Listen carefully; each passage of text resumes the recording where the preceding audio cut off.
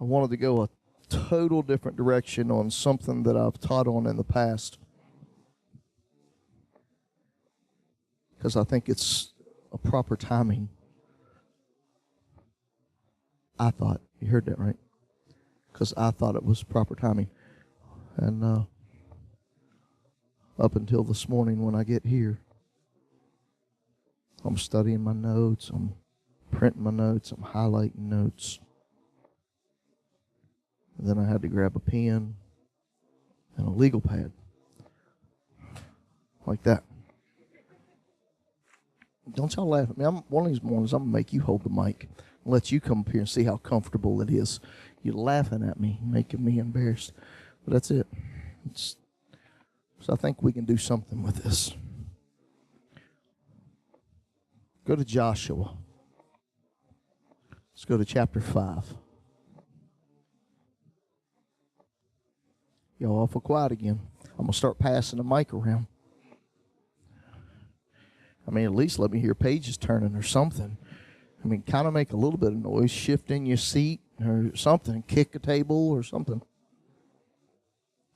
But Joshua chapter 5, we're going to start at verse 13. And it came to pass when Joshua was by Jericho that he lifted his eyes and looked, and behold, a man stood opposite him, with his sword drawn in his hand. I love Joshua. And Joshua went to him and said, are you for us or our adversaries? I love the answer. So he said, no. I thought Joshua asked him two questions there. Are you for us? You for them? He said, no. Basically, neither one of you. He said, but as commander of the army of the Lord, I have now come. And Joshua fell on his face to the earth and worshipped, and said to him, what does my Lord say to his servant? Then the commander of the Lord's army said to Joshua, this is what I believe God's telling somebody this morning.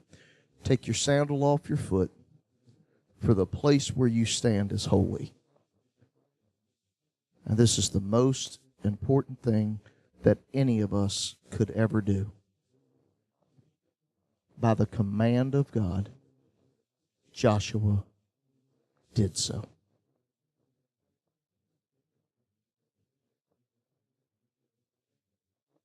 You ever been challenged by God to do something that you were unsure of, or you wasn't 100%, and he told you and you thought of a million, and instead of thinking 10,000 ways of his grace and his mercy, you thought of 1,000 different ways why you shouldn't do what he just asked you to do? You go get in here with me one way or the other this morning. I'm coming.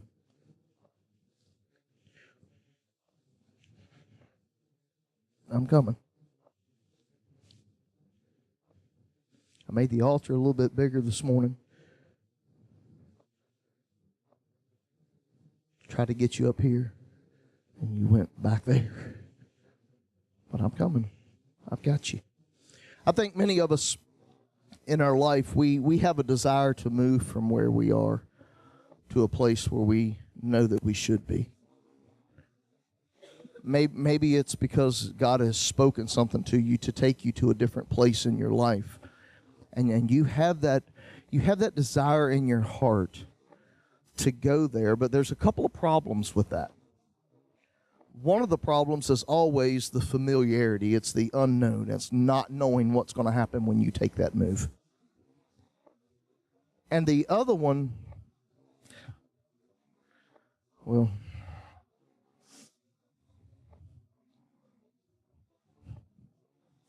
we don't want to wait for the right time. We're impatient people. I mean, it takes seasons to make a year.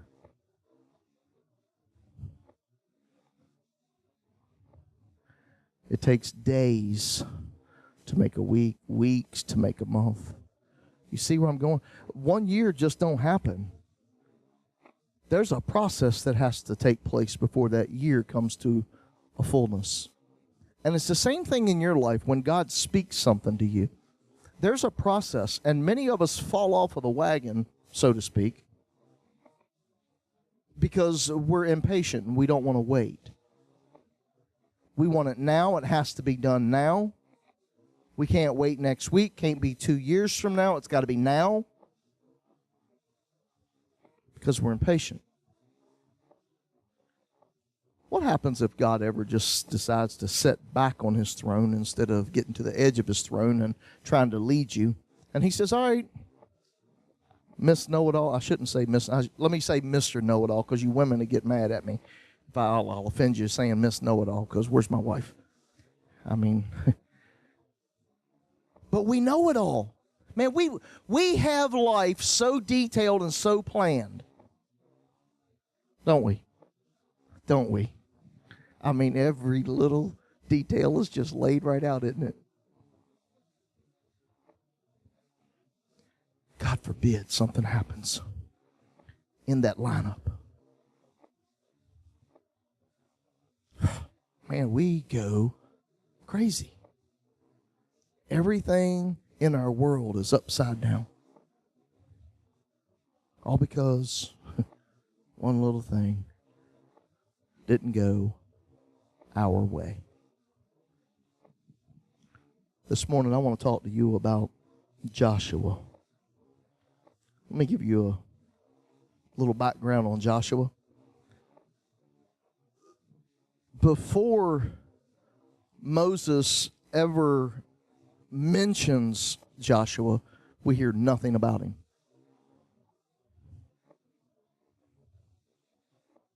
Doesn't talk about this kid that was born. His name was Joshua, and his mother and dad lived here, and that was the end of it. And then you pick up, because remember what happened to Jesus. I mean, Jesus was born, things took place, and then boom, Jesus disappears. You don't hear of Jesus, you don't see, and then all of a sudden back on the scene. This don't even happen with Joshua. Joshua's not even appeared. Joshua is in the back. He's under the shadows.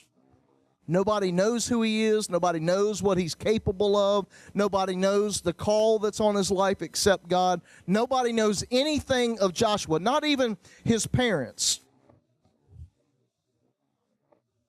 Y'all do know that Moses changed Joshua's name, right?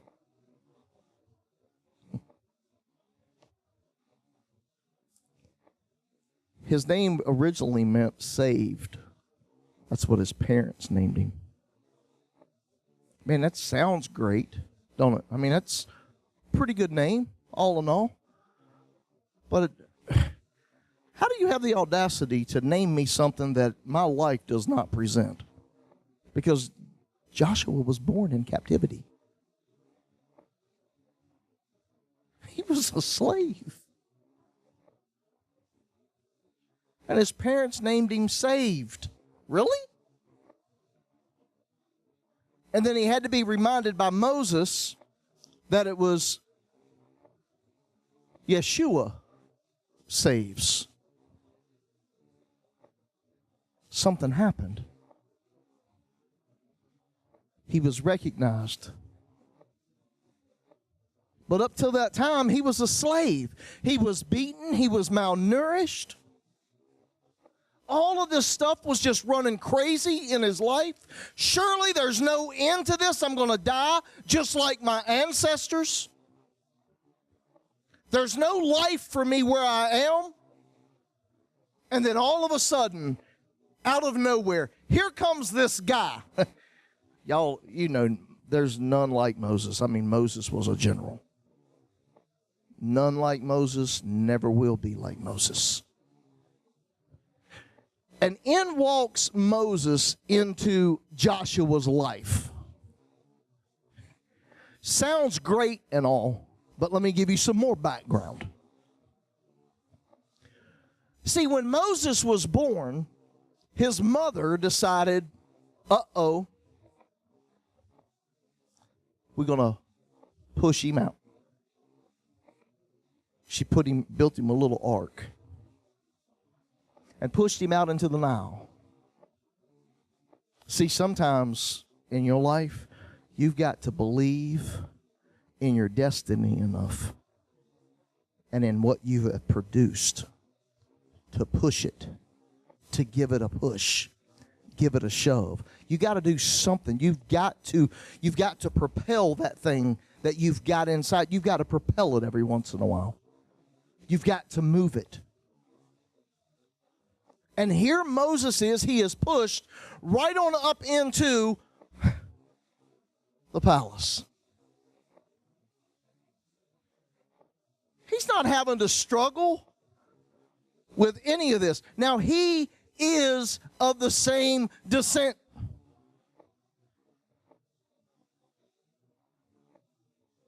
But yet he's living in the palace. He's not wanting for food, not wanting for clothes, not wanting for popularity, not wanting for anything. And he's strolling. Can you imagine this? He is strolling in and through his own people as they are starving, as they are being whipped, as they are building bricks, as they are manufacturing all these buildings and such for the king, for the Pharaoh. And they're looking at him. And now all of a sudden he shows back up on the scene and he is, I'm going to deliver you? Can you imagine what should have been in the heart of Joshua? Let me help you this same way you would. You don't even know what I've been through. Don't tell me what I need to do.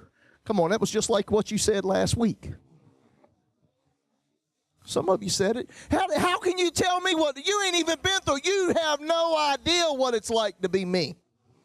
Come on. I'm going to make every one of you come up here and sit. You've been there. You've done it. You've said it. It's come out of your own heart. It's come out of your own lips. Who are you to tell me? You don't even know what it is that I'm going through. I mean, this could have been inside of Joshua.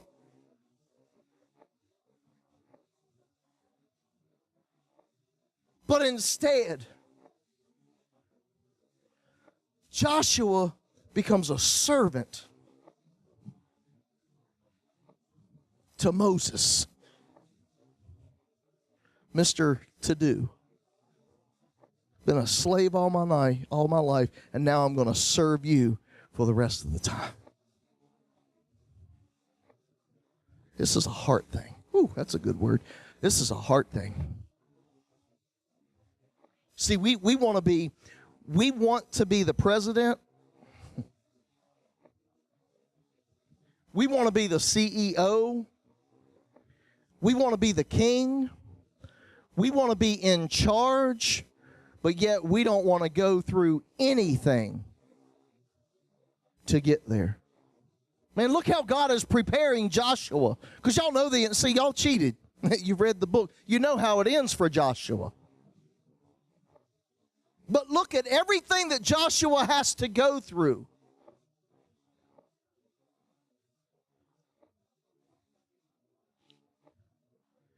And I think many of us probably ought to take a break in the midst of our madness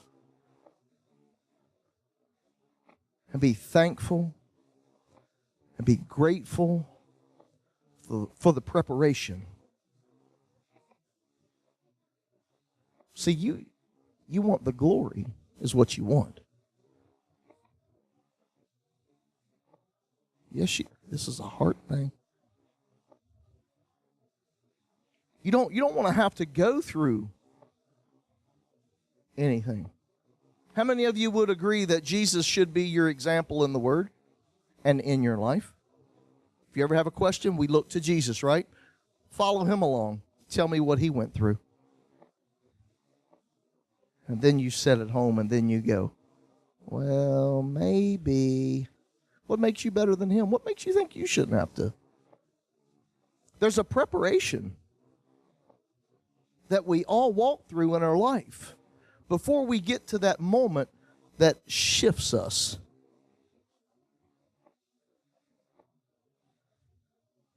You ready for your shift?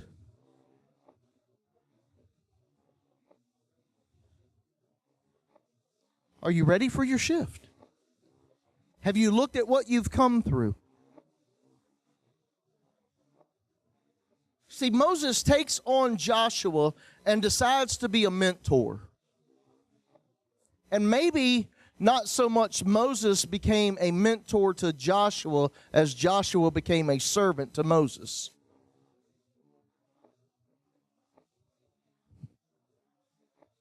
Here's a dinner bell for somebody. Stop trying to get somebody to lead you and find that person to serve. Stop going to draw water from the well and be the one to dip. Oh, yeah. It's going to be hard this morning. Man, this is going to move you. This will move you into your shift. But you've got to want it. There has to be more to it than how we see it with our carnal eyes. Joshua begins to serve Moses, and Joshua's there. He's there the whole time. When Moses goes to meet God in the tent of meeting, who's there? Joshua. Now, mind you, God didn't call the meeting with Joshua. Moses didn't say, Joshua, let's go. And Joshua definitely didn't get there and start going like this. A lot of you be thrown out of the rooms that I've sat in because you want to talk too much. Oh, it's better to sit and listen. Man, I want to be in the rooms with the generals, talking to their lieutenants and talking with the admiral. I want to be in those rooms and listen. I want to hear what it is that they're saying. I want to hear so that I can feed on it, so that it can be something that's preparatory for my life, so that I can learn ahead of my time. There's experience in those rooms. Can you imagine Joshua in that room as Moses? Because the Bible said that Moses met with God face to face and he spoke to him as a friend. Oh, I see it. I don't know if y'all can see it, but I can see it. God's sitting there, and because this is normal. This is normal. God's always waiting on you. God was sitting there. And Moses walks in, and God says, pull up a chair. Whew. And he pulls up a chair, and he said, and they start communicating. And Joshua is over in the corner, and he's just quiet. He's listening. He's holding on to every word, not saying anything. And he's not like most Christian people in churches today. When the pastor said amen, the pastor left before Joshua left. The Bible said that Joshua lingered. He hung out in the presence. See, if you want to know what God's doing in your life, you got to get in his presence. You've got to be able to sense what's happening. You got to be able to understand what's going on. And you're not going to do that by jetting out the door every time the pastor goes home.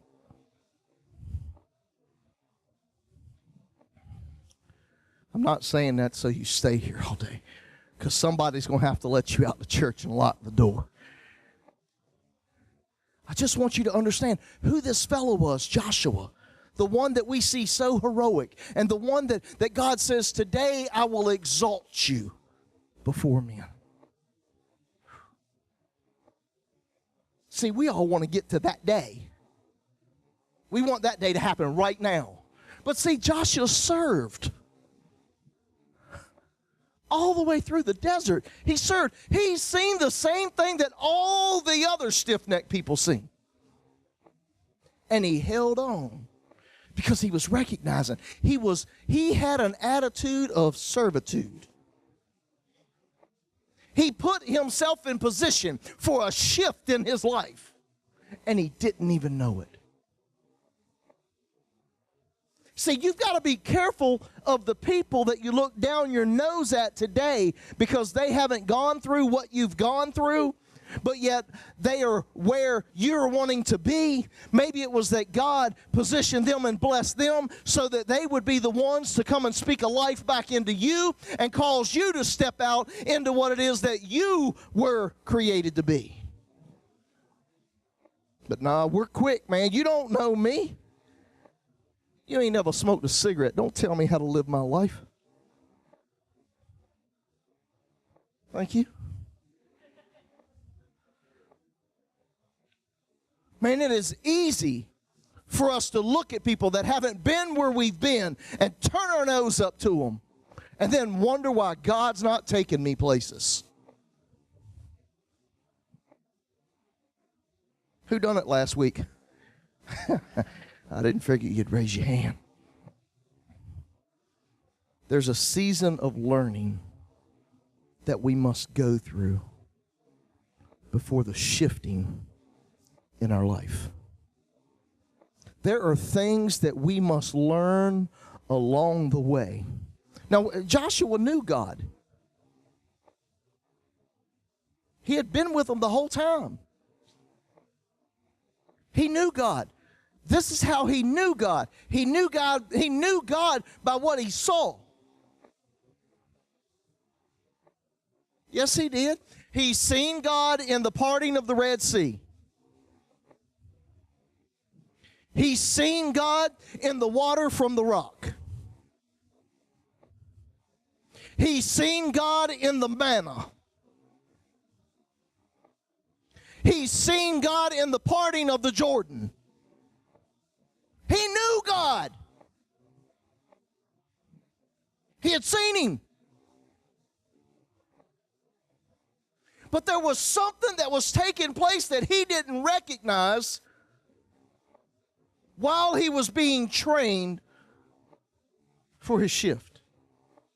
See, many of you think that the shift in Joshua's life took place when Moses died. And if you think of it on that level, that's what you'll see. Joshua will become exalted. He's fallen right in line with your mentality. Want to be here. But that's not where Joshua shifted. Joshua was being trained the whole time and never knew it. Until this day. The Bible said that he looked up. And can you imagine what was going through Joshua's mind after crossing the Jordan and seeing the great walls of Jericho? Can you imagine what was going through his mind? I mean, I can. Y'all probably going, yeah, he's probably going, God, what am I doing here? What's going on? This is what I think he was doing. God, bring me back to that day when you showed me what was in there. Get me that excitement again so that I'm ready to take on this place.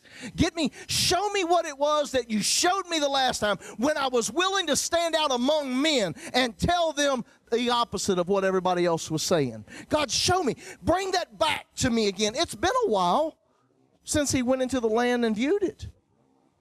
Some of us, we need to see it again. God needs to show it to us again. That thing that caused excitement, that made you desire to come to church, that made you desire to serve, that made you desire to tithe. God needs to show us that again.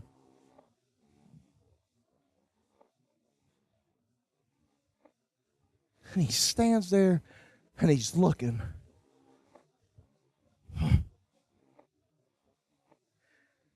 The Bible says that a man,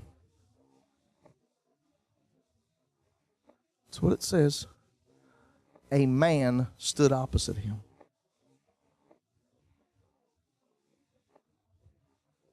I have to believe with all of my heart that it was a man that Joshua saw. Well, come on, Pastor, the M's capitalized. Yeah, after years. The Bible said that it was a man, and this is why I say that it was a man Who in their ever-loving mind is going to run up on the commander of the Lord's army and draw a sword and say, you with us or against us? Buddy, we can settle it right now. There ain't a man or a woman in their right mind that's going to run up against God face to face and challenge him. So I have to believe that it was a man that stood opposite of Joshua.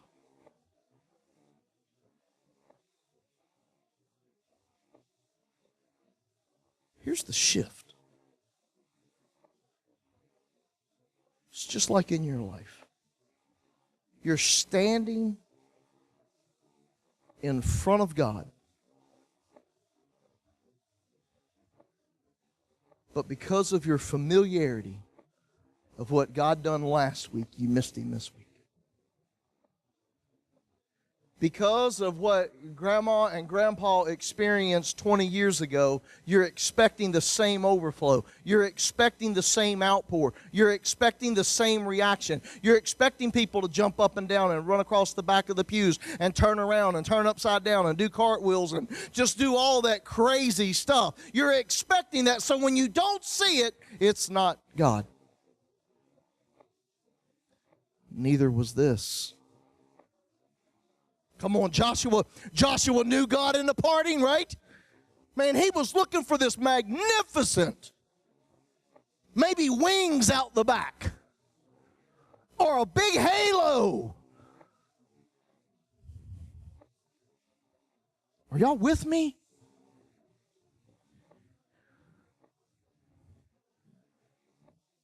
What are you expecting God to look like at the moment of your shift? Here's Joshua, a man of God that had been called to get up. My servant Moses is dead.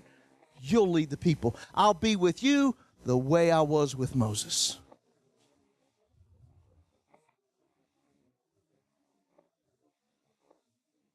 We're talking about that Joshua. Ain't a doubt in my mind that Joshua knew God.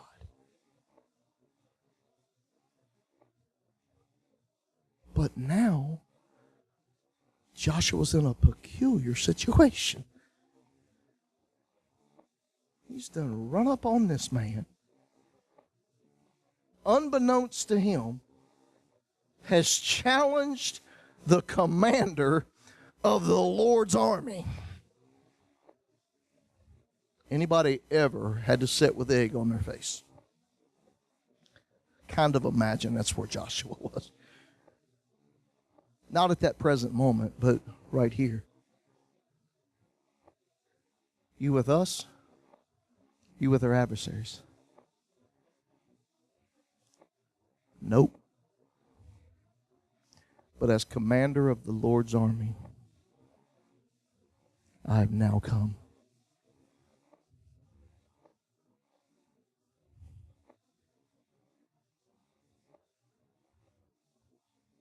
And Joshua fell on his face to the earth and worshiped.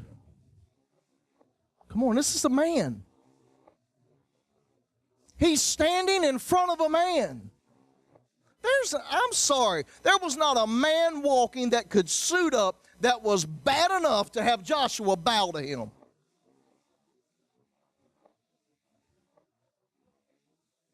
Why did he fall? Let's go back to the tent of meetings. He sat in the room and listened to God speak to Moses. My sheep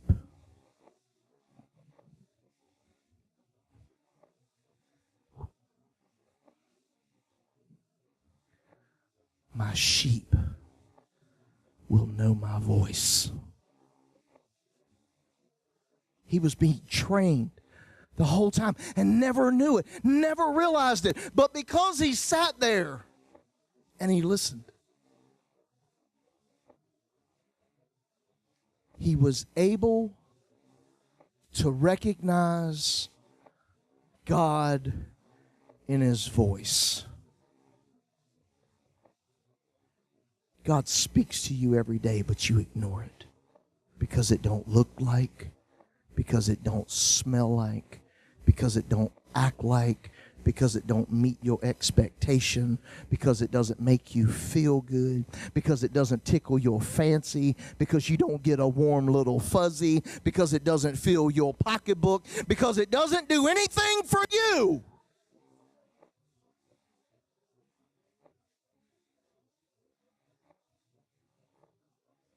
This was the shifting moment in Joshua's life. How can you say that, Pastor? Let me back up. Form. God shows himself in different forms. Form. We get our word formula from form. See, why do you think God's not going to let you attach a formula to him? Right when you think you got God down and you go to the river and you wash 7 times. Uh-oh. That didn't work. Or right when you go to run and tell the priest and you get there and I'm cleansed and the priest looks at you and you go, uh-oh. That didn't work. And then you walk and all of a sudden somebody gives you a word and they say it's from God and that's going to heal you and you go, uh-oh. That didn't work.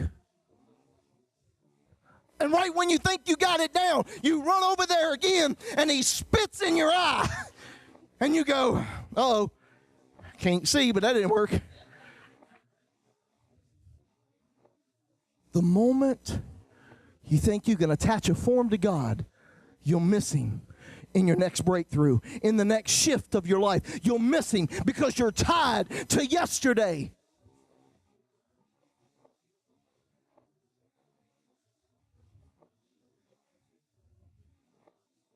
I'm just kind of curious right now. Have you missed him lately?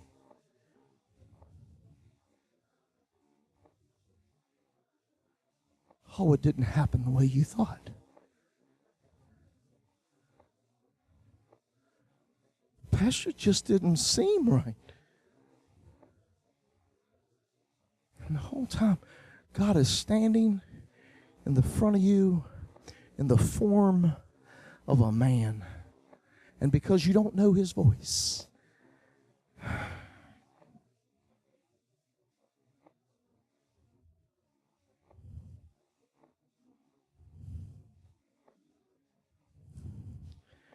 we walk by faith and not by sight.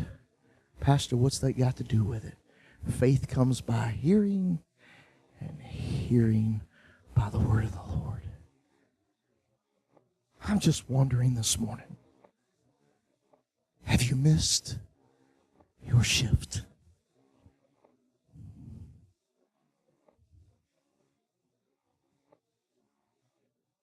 Oh, I'm preaching way better than you're helping me.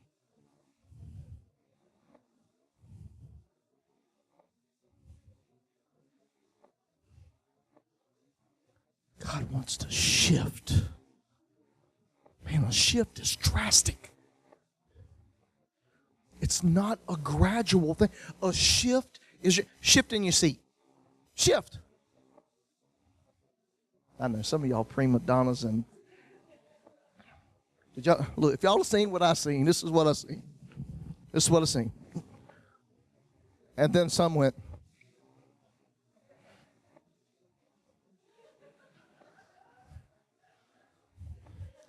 A shift is drastic. It will cause you to be from one position to another instantaneously. Will you know it when you stand in front of it?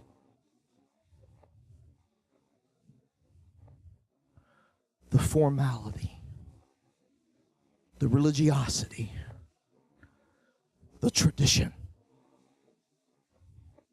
is causing you to become like the Dead Sea. Oh, everything before you is flowing and thriving, like Mount Horeb. See, the snow was melting off of the caps, and the water was rushing down the mountain. And it would rush into the Sea of Galilee, where life was abundant. Life was abundant. Man, the fishermen breaking nets. It was abundant with life. Everything before you was just living and overflowing with life. And then it comes to you, and everything dies.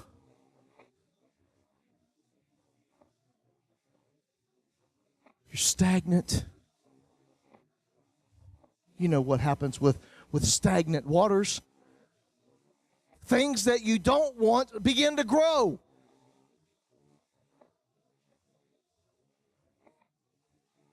And it wasn't just because of the salt factor that makes it the Dead Sea. What makes it the Dead Sea is it doesn't have an opening. Nothing flows out of it. It only flows into it.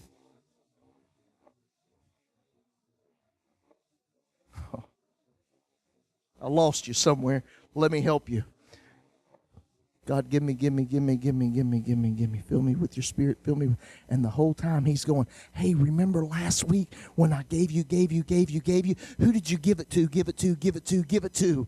And the whole time you're going, God, I want more. God, I want more. God, I want more. Well, you still got what I give to you last week. We become a Dead Sea. We want the blessings of God to pour into our life. Let me help you with something so you'll stop asking for God to bless you so much. Your blessings, even if God blesses you, it's temporary.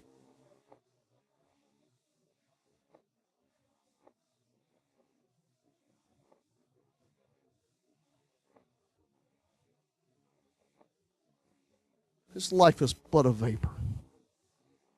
Anything you get blessed with here dies with you. Will you recognize the moment?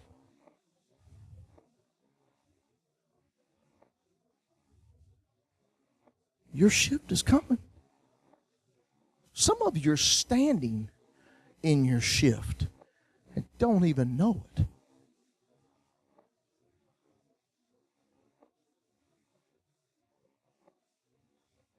Because of the formula that you attached to the last change. Oh, it happened just like this. We walk in, David, I want you to dim the lights. I want you to turn these on. Tommy, you play us some bumping music. Megan, you take us right on into the gates of glory. And when everybody gets right there real nice and mushy, I'll get up and I'll talk and then we'll go home. See, that's what you expect. I'm getting ready to blow y'all's mind. I hate to do it the same way all the time. It kind of makes me sick to my stomach because I sense in my spirit that I'm being tied and I'm being bound by religiosity. That don't happen with me very well because I'll regurgitate it pretty quick. I was watching a show. It wasn't really a show. It was a meeting. It was a church meeting, like a campus conference, like one of those types of deals. And we were sitting at the house, and I was looking at the screen, and I see this big stage. Man, powerful speakers. Just powerful speakers. And in the midst of me hearing them preach, God took my attention straight to the altar. And he shook me so bad all I could do was cry. Because he said, Rocky, when your platform becomes bigger than my altar,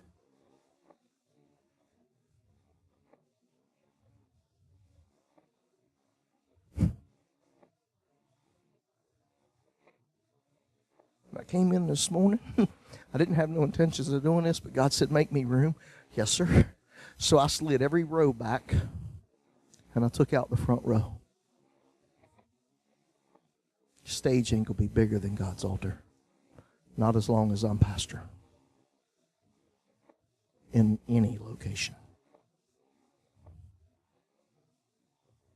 That's what we have to do in our life. We have to get out from underneath our entertaining world. The one that we thrive for every day we wake up. And how happy we want to be tomorrow. And how happy we're going to be today. And how everything is just going to go our way. We need to make room for God.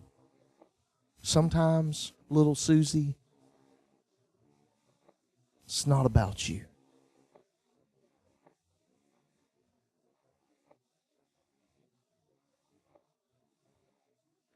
We're in a shift. And I know I heard it.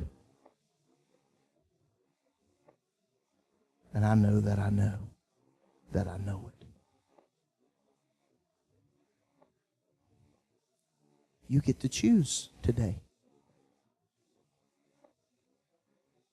Am I going to be part of the we in a shift? Or am I going to be me? Setting again and wondering why everything around me is flowing and flourishing and giving life. And my life is not the expression of life, but rather death.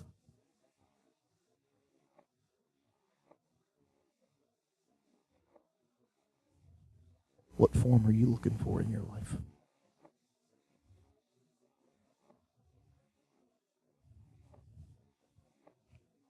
Looking for the same thing?